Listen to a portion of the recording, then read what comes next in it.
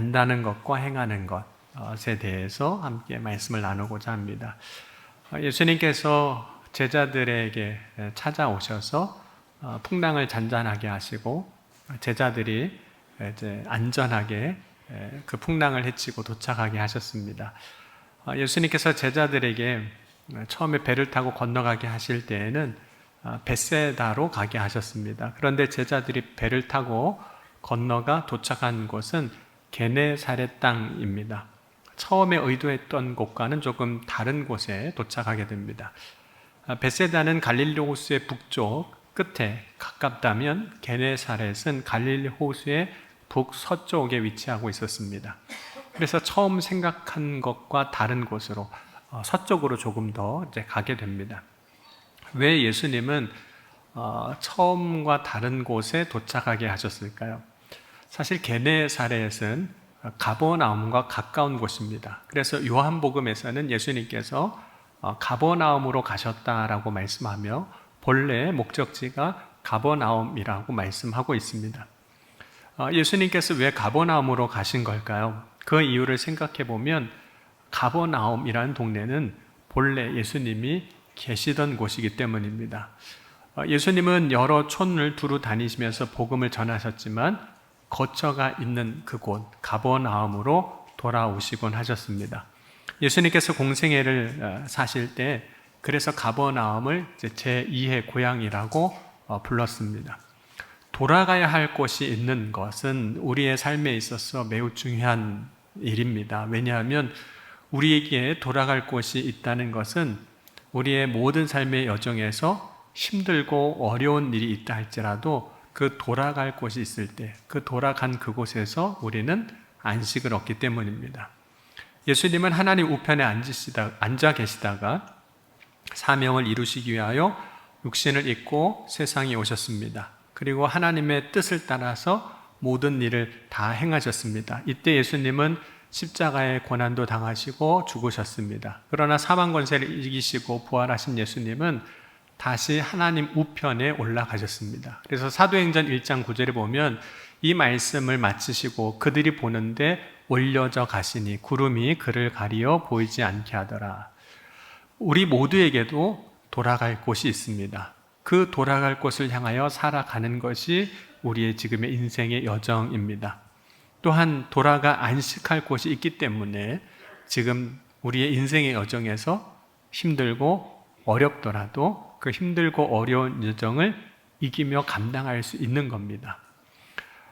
우리의 주어진 인생의 여정을 살아갈 때, 그럼에도 불구하고 우리 인생의 여정을 살아가야 되는데, 살아갈 때 우리는 어떻게 살아야 할까요? 예수님이 도착한 곳에서 예수님이 이제 배에서 내리시는데 그 배에서 내리시는 예수님을 사람들이 보고 예수님을 알아봅니다. 오늘 6장 54절 말씀을 함께 보도록 하겠습니다. 배에서 내리니 사람들이 곧 예수신 줄 알고. 이러한 모습은 풍랑 중에 제자들을 향해서 걸어오실 때 예수님을 알아보지 못했던 그 제자들과는 전혀 다른 상반된 모습인 거죠. 제자들이 풍랑 중에 예수님이 걸어오시는 것을 보고 처음에는 유령인가 하여 소리를 질렀습니다. 하지만 게네사렛 그 땅 사람들은 예수님께서 오실 때, 배에서 내리실 때 예수님이신 것을 알아보았습니다. 예수님인 것을 알아보지 못한 제자들은 놀라워하고 두려워했습니다. 그러나 예수님이신 것을 알아본 사람들은 기뻐했습니다. 그러니까 예수님을 알아보는 사람은 기뻐함으로 하는 일이 있어요. 오늘 55절도 한번 같이 보겠습니다. 예수님을 알고 기뻐함으로 사람들이 이런 일을 하게 됩니다. 6장 55절입니다. 그 온 지방으로 달려 돌아다니며 예수께서 어디 계시다는 말을 듣는 대로 병든 자를 침상째로 메고 나오니. 그러니까 예수님을 알아본 사람들은 기뻐하면서 예수님을 전합니다. 막 달려가면서 동네 사람들에게 예수님이 오셨다고, 예수님이시라고 전하겠다던 거죠.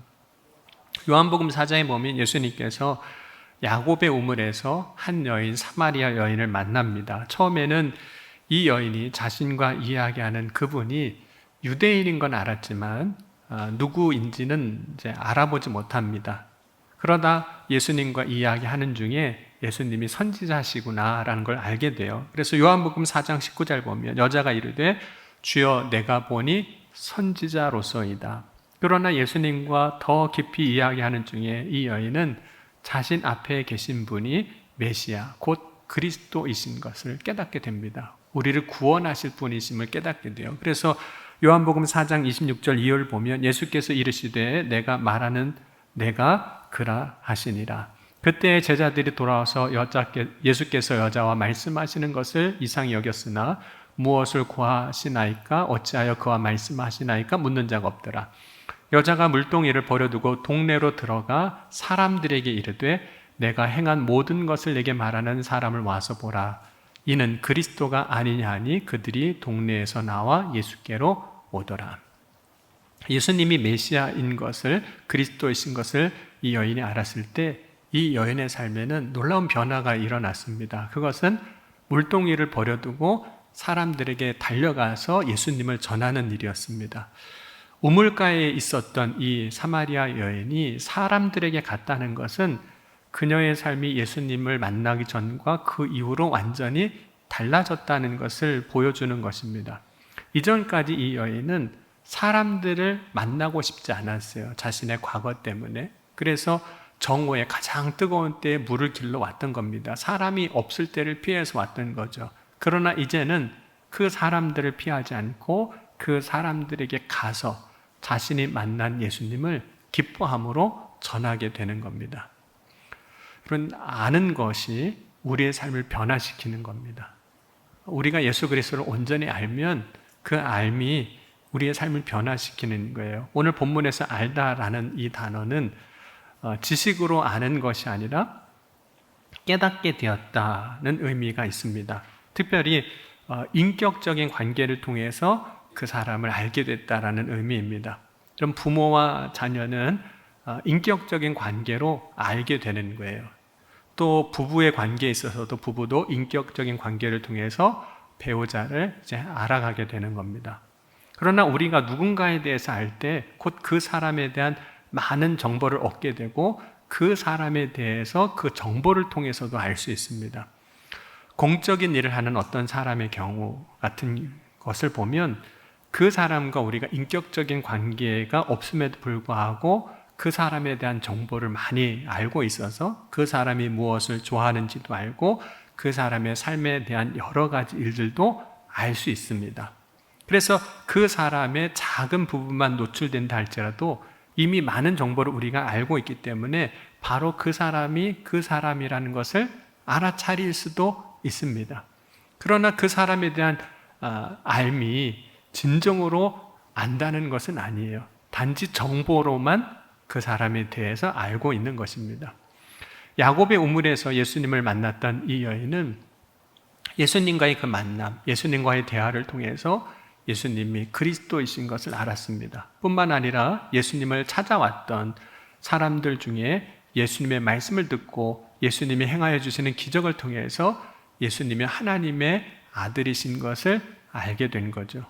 온전히 예수님이신 것을 아는 사람들은, 그러니까 예수님을 정말 알게 된 사람들은 오늘 사람들에게 달려가서 먼저 기쁨으로 예수님을 전했습니다.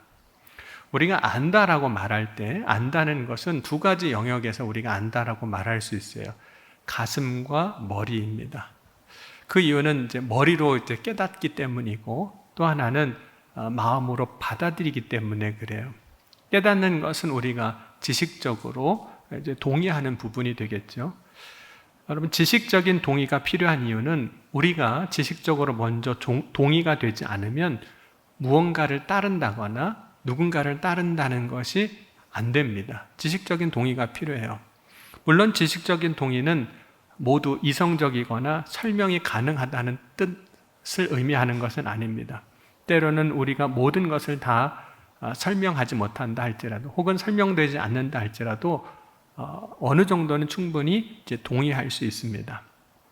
그런데 마음으로 받아들이는 것은 이 지식적으로 동의하는 것을 넘어서 이제 믿는 거예요. 믿음의 단계로 넘어가는 겁니다. 로마서 10장 9절과 10절 말씀 보면 내가 만일 내 입으로 예수를 주로 시인하며 또 하나님께서 그를 죽은 자 가운데서 살리신 것을 내 마음으로 믿으면 구원을 받으리라. 사람이 마음으로 믿어 의에 이르고 입으로 시인하여 구원에 이르느니라.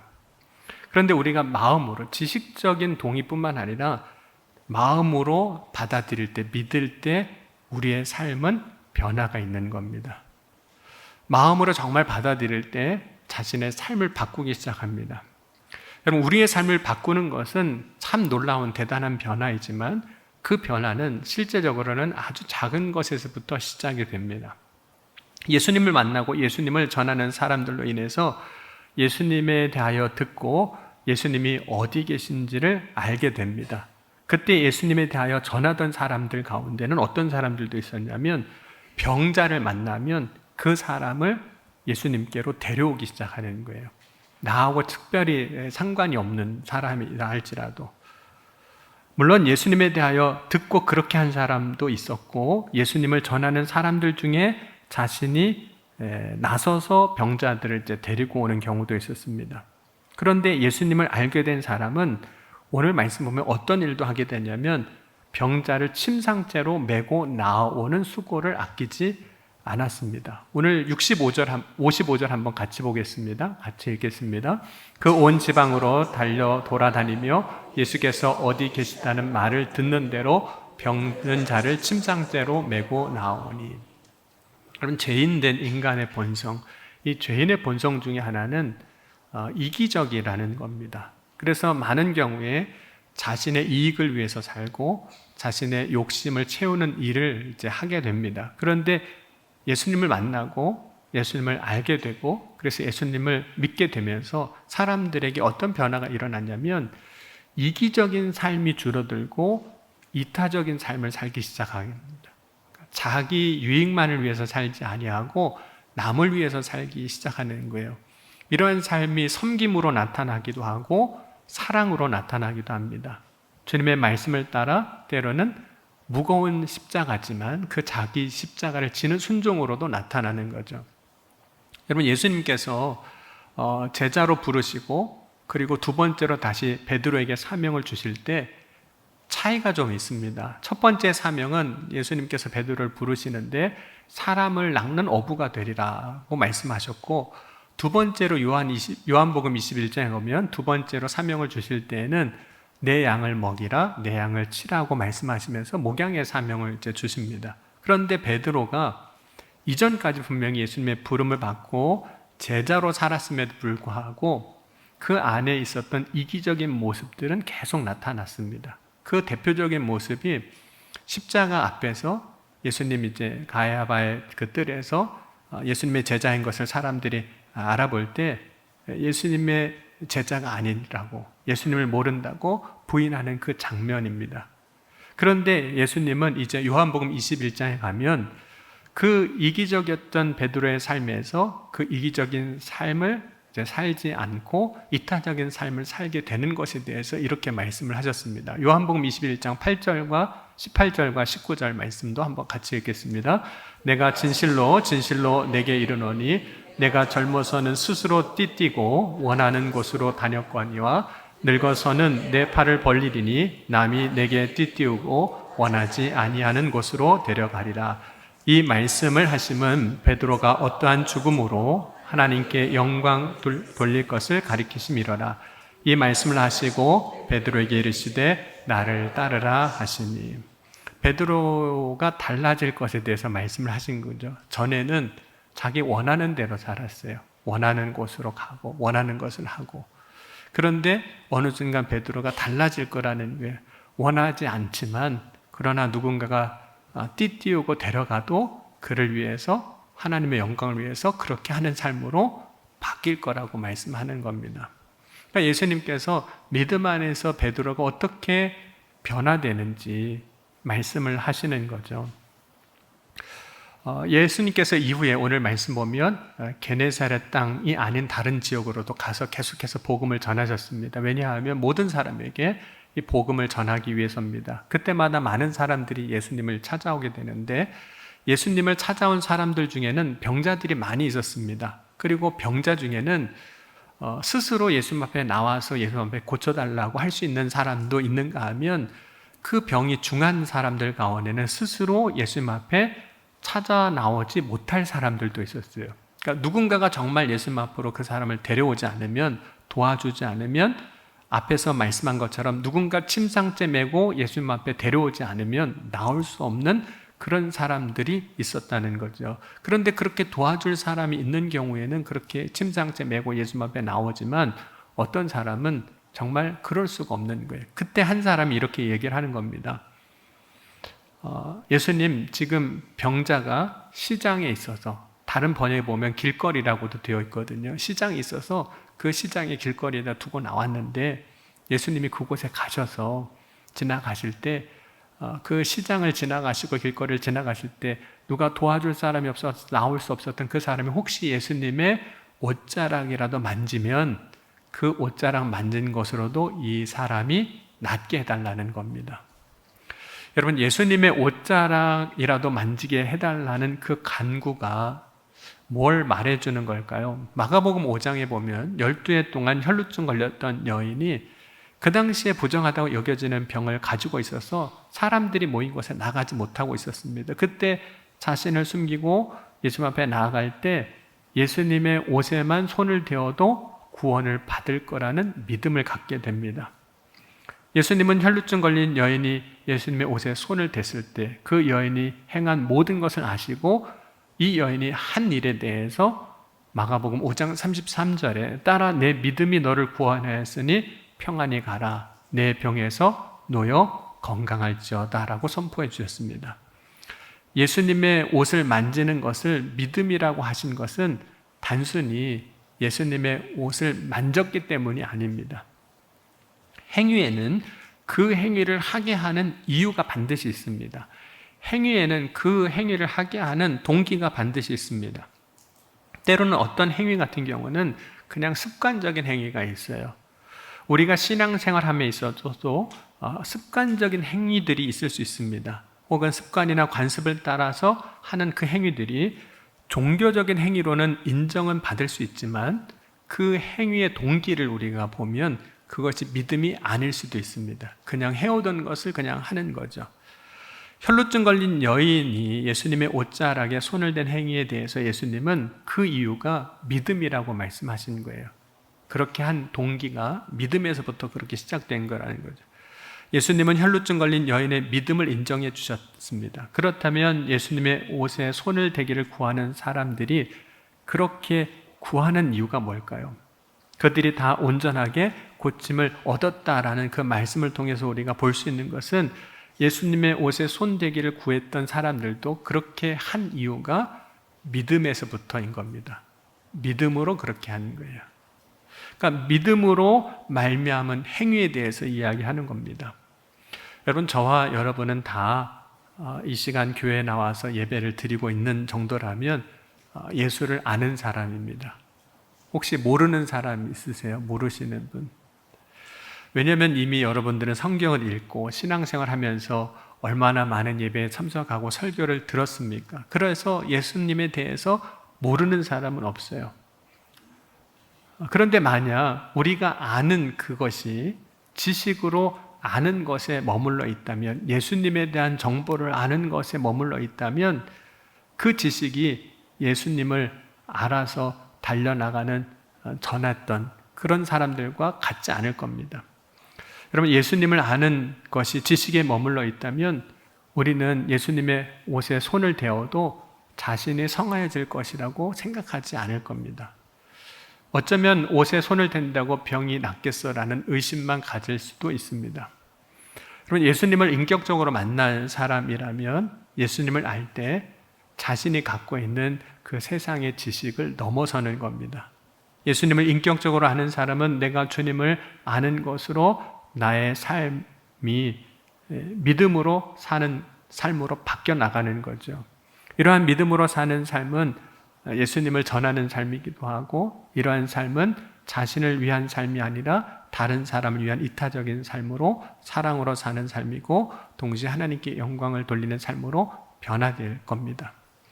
뿐만 아니라 예수님을 인격적으로 만났을 때는 이전에 하던 대로 습관적으로 전통대로 하지 않을 겁니다. 그래서 신앙생활이 종교적 생활에 그치지 아니하고 예수님을 알게 된 것으로 가지게 된 믿음으로 살게 됩니다.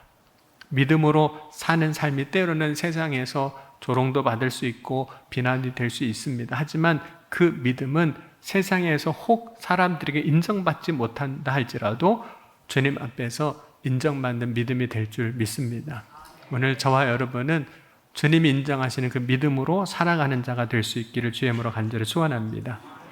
오늘 이 시간 저와 여러분이 정말 예수님을 알게 되었다면 아는 것으로 끝나는 것이 아니라 아는 것으로 살아가는 믿음의 사람이 되십시오. 아는 것으로 살아가는 믿음을 가질 때 그 믿음이 진짜 살아있는 믿음이 되는 겁니다. 야고보서 2장에 보면 행함이 없는 믿음은 그 자체가 죽은 것이라 그랬습니다. 야고보서 2장 26절에 영혼 없는 몸이 죽은 것 같이 행함 없는 믿음은 죽은 것이니라 했습니다. 온전한 믿음으로 나아가기 위해서 아는 게 필요합니다. 그런데 때로는 아는 것으로 만족하고 말아버립니다. 아는 것으로 만족하지 말아야 합니다. 아는 것을 믿음의 전부로 여기지 말고 아는 것을 아는 대로 행하는 자가 되어야 합니다. 그것이 내가 믿음으로 사는 삶이 되는 거죠. 아는 것과 사는 것이 일치가 될 때 그 믿음이 온전한 믿음이 되는 겁니다.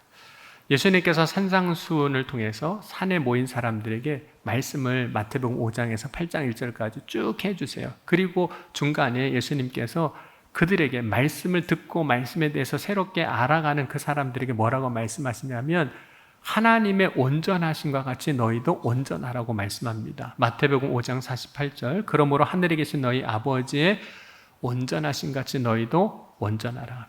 예수님께서 이렇게 말씀하신 이유는 산에서 그 예수님이 말씀을 전해주는 자리에서 듣는 것으로 만족하지 말고 들은 말씀을 가지고 이제 세상에 내려가서 살기를 원하셨기 때문이에요. 들은 말씀을 가지고 이제 산에서 내려가서 세상에서 그렇게 살라는 거예요. 여러분, 주님께서 사랑하라고 하셨다는 것을 알면 우리는 어떻게 살아야 될까요? 사랑으로 살아야 되는 거예요. 용서하라고 하셨다면, 그것을 우리가 안다면 용서해야 되는 거죠. 믿음이 마음으로 믿는 것에 머무르지 말고 삶으로 나타나는 믿음이 될 수 있기를 주의 이름으로 간절히 축원합니다. 믿음으로 살 때 우리에게 믿음이 있다는 것이 보여지는 거예요. 오늘 믿음으로 삶으로 저와 여러분이 우리 안에 믿음이 있음을 증거하는 그런 믿음의 증인의 삶을 살아갈 수 있기를 주의 이름으로 간절히 축원합니다. 기도하시겠습니다. 오늘 주신 말씀 붙잡고 함께 기도할 때 주님, 우리가 아는 것에 만족하지 아니하게 하시고 아는 것을 살아내는 자가 되게 하여 주옵소서. 우리가 들은 말씀으로 만족하지 아니하게 하시고 들은 말씀을 가지고 세상에 가서 살아갈 수 있는 믿음의 삶이 되게 하여 주옵소서. 그리하여 우리의 믿음을 세상에 보이고 믿음의 증인의 삶을 살아갈 수 있도록 축복하여 주옵소서. 이 시간 함께 우리 소리내어 기도하시겠습니다. 지금도 살아계시고 역사하신 하나님 아버지 감사합니다. 오늘 이 시간 우리가 아는 것으로 만족하지 아니하게 하시고 알았기에 이제는 살아내는 믿음의 삶이 되게 하여 주옵소서. 알았기에 이제는 주님의 말씀을 붙잡고 세상을 향하여 그 말씀대로 살아가게 하여 주옵소서. 그럴 때 놀라운 주님의 역사가, 주님의 은혜가 우리 가운데 능력으로 권능으로 나타나게 하여 주실 줄 믿습니다. 알고 행할 때 주님께서 그 모든 것을 성하게 하신 것처럼, 이루어 주신 것처럼 우리의 삶에도 그러한 놀라운 은혜가, 축복이 임하게 하여 주옵소서. 주님께서 오늘도 우리의 믿음의 고백과 결단 가운데 이루어 주실 것을 믿습니다. 주여 인도하여 주옵소서. 살아 역사하신 하나님, 오늘 이 시간 주의 말씀을 아는 것에 만족하지 아니하게 하시고 안 그 말씀으로 살아가는 자가 되게 하여 주옵소서. 오늘 이 아침에 주의 말씀을 듣는 것으로 만족하지 아니하고 들은 말씀으로 세상에서 살아가게 하여 주옵소서. 그래서 하나님의 말씀이 살아있고 역사가 있음을 능히 증거하는 자가 되게 하여 주옵소서. 또한 믿음으로 그렇게 행할 때 믿음으로 행한 그들에게 놀라운 역사를 이루신 것처럼 그의 옷자락을 믿음으로 만질 때 그들의 모든 것이 성하게 하신 것처럼 오늘 이 시간 우리가 주의 말씀을 듣고 믿음으로 행할 때 우리의 삶의 역사로 능력으로 나타나게 하여 주옵소서. 오늘도 주님께서 예배하는 모든 성도들 가운데 믿음의 고백을 올려드린 주님의 자녀들 가운데 친히 행하여 이루어 주실 것을 믿사오며 사랑이 많으신 우리 주 예수 그리스도의 이름으로 감사하며 간절히 축복하며 기도하옵나이다. 아멘.